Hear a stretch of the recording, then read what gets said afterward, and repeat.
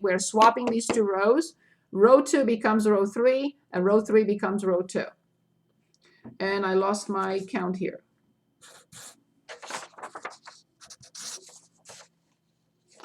Good. We copy the first row, 1, 0, negative 3, negative 2. And now I copy 0, 1, 7, 11, 0, 2, 7, 8. This is done, and this is done now. Luckily, look at that. I also have the 0. So I only need one step.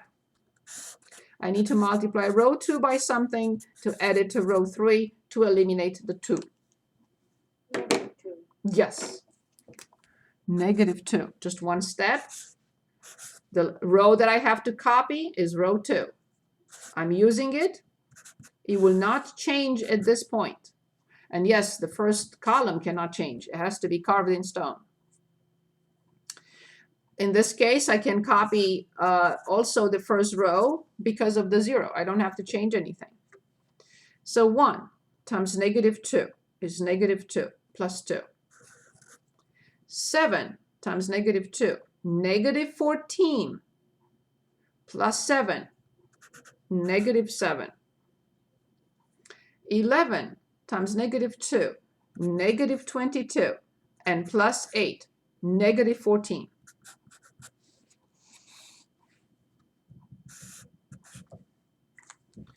Huge accomplishment. Now I'm here.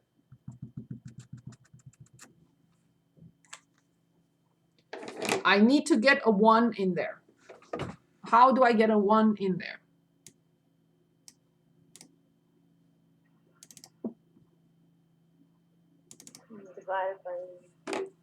I divide row 3 by negative 7. Perfect. Thank you.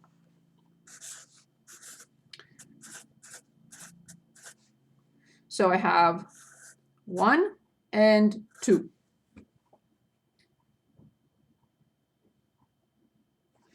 So I copy the 7, 11, and negative 3 and negative 2. And now I need to get rid of these. And yes, I have to use row 3. I multiply by something to add it to row 1, and the same thing and add it to row 2. Absolutely. Any questions so far?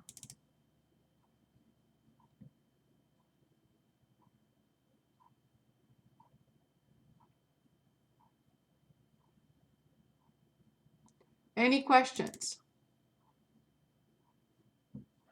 No. Okay, so then what do we multiply by?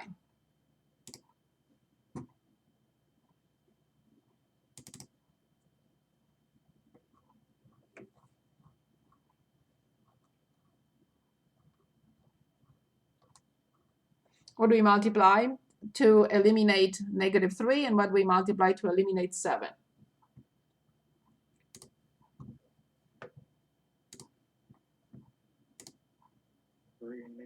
Very good.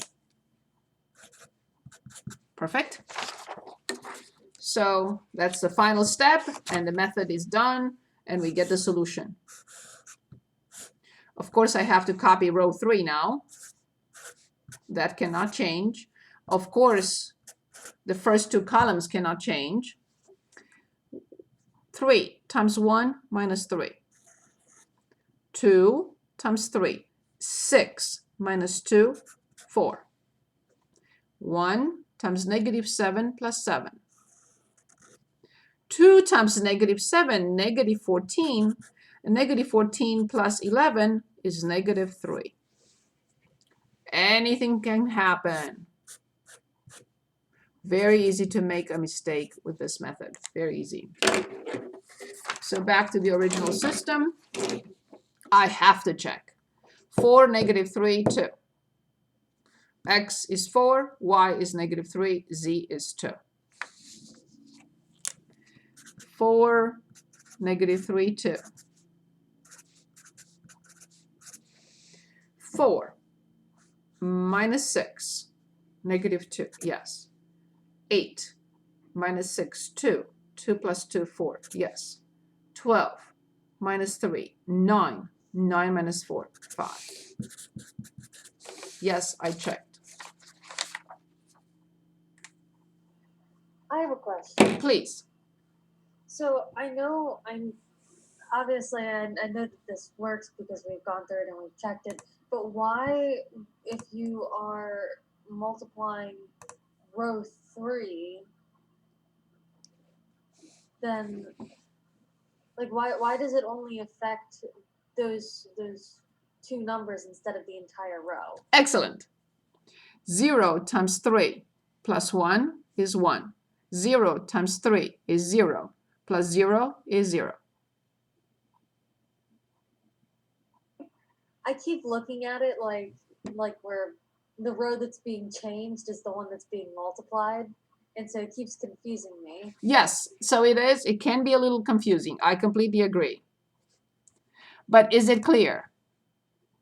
Yes. That's why I try to use colors, and so that everyone understands that it's a waste of time to try. If these are not carved in stone, then I will never get the solution. So always keep in mind that if you stay with the plan, and you always get the 1 and then the zeros, a 1 and then the zeros, and the 1 and get the zeros, you don't have to ever look behind. Because that could be confusing. If you have to look behind, that may prompt you to do something that is not okay, if you understand what I'm saying. Yeah. So once you keep the in the back of your mind that this must be carved in stone, 1 and then the zeros, 1 and then the zeros, 1 and then the zeros, you will never have to look back, because those will never change.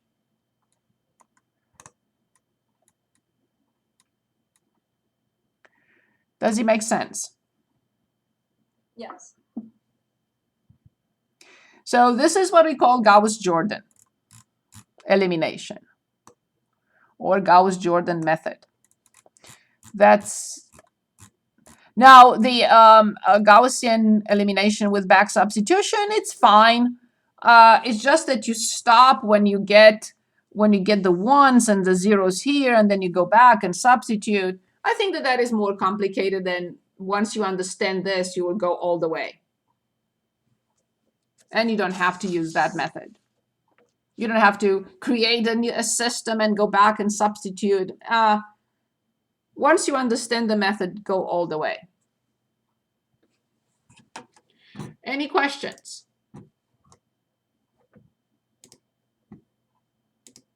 The last section that I would like to, that we have to work on this semester is section 8.1. So I'm going to open, yes, obviously 2 problems are not enough to build your confidence with the method.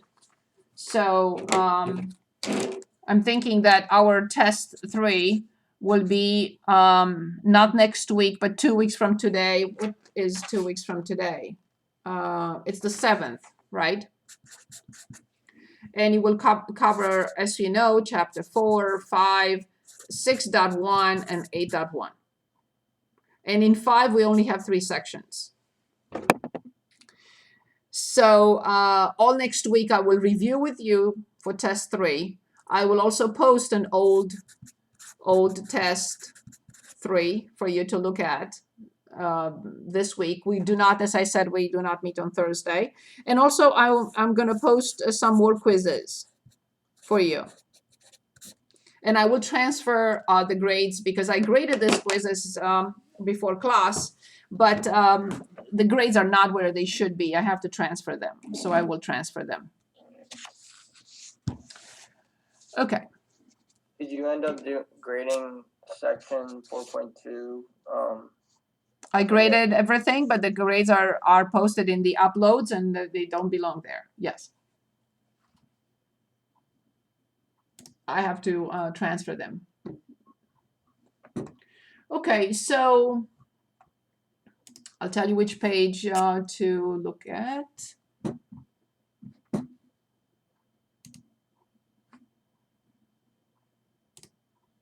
Oh, I don't want the PowerPoint. I was just clicking on the PowerPoint.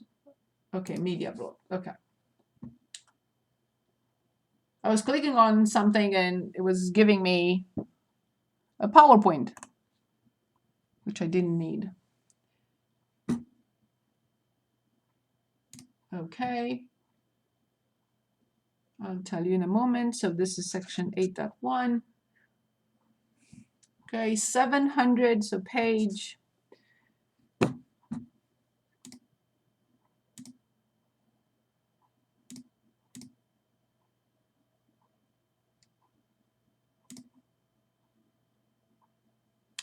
Page 752. Page 752. So we're talking about sequences. I would like to start first with something called sigma, or if you don't like sigma, summation notation.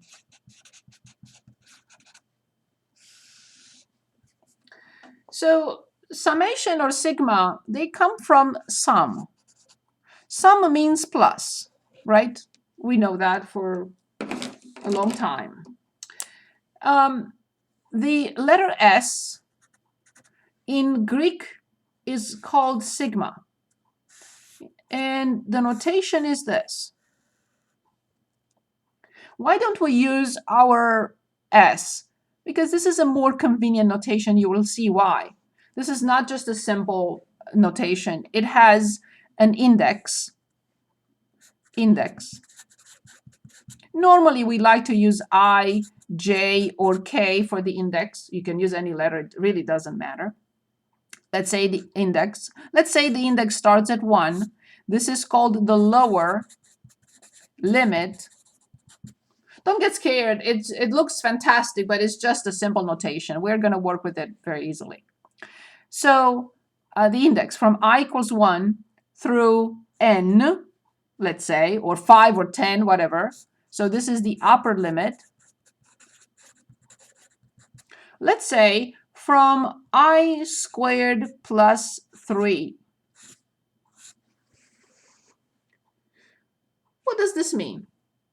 It means when I is 1, the first term of this summation or sigma notation will be 1 squared plus 3. The sum says plus. When I is 2, then the next term will be 2 squared plus 3.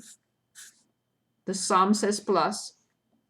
The next term when I is 3 will be 3 squared plus 3 plus 3 dots, not more, not less, plus, what is the last one? N squared when I is n squared plus 3.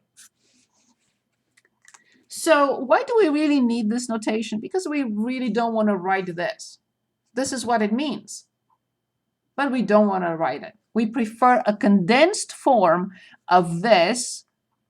And we even have a way. I don't know if all calculators, I don't remember now if the older calculators have this, but if we want to calculate, if we want, for example, to calculate the sum, let's say from I equals 4 to 10 of, let's say, I'm just making one up, I squared plus I cubed. The calculator, these new ones are just a wonder for that. So here's how we do it. We go to math, and is it in numbers? Yes, so it's in math. So let me do it again. So math, and scroll up better to 0, and that's a summation notation. That's really a huge step forward. And we do not have I. I cannot put I have to put X like we always do. Let's say we started at 4, and then it goes up to 10. As you see, from X equals 4, 4 is the lower limit, 10 is the upper limit, X, which is I for us, is the index. And inside parentheses, I'm going to put X squared plus X cubed. X squared plus X to the 3rd power. And then I press enter. 3,360. How many terms are here? So there is when I equals 4, I equals 5, 6, 7, 8, 9, and 10, right? For 4, 5, 6, 7, 8, 9, and 10. So there are 7 terms. And the answer was 3,360. Let me show you at least the first and the last term. So that would be 4 squared plus 4 cubed. That will be the first term plus dot, dot, dot. The last term will be 10 squared plus 10 cubed. And the calculator gives us the answer right away.